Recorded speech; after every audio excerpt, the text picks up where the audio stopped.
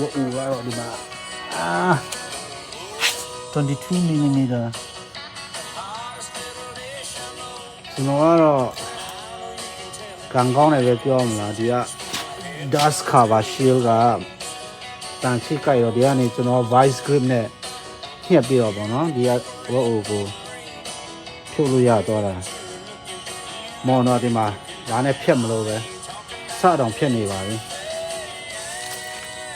ဖြတ်ဖို့ကဒီတန်နဲ့မာတော့မလို့စဖြတ်တာ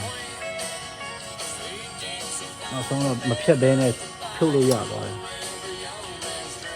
အနေကတော့ချင်းချင်းကြက်ကြက်ပေါ့ဒီနားထဲမှာဒီအောက်ထဲမှာချင်းချင်းကြက်ကြက်တာလို့ရတယ်လုံးချင်တော့ပျော်ဖို့တော့ကောင်းပါလေမလုံးချင်တော့စိတ်ကြီးစရာပေါ့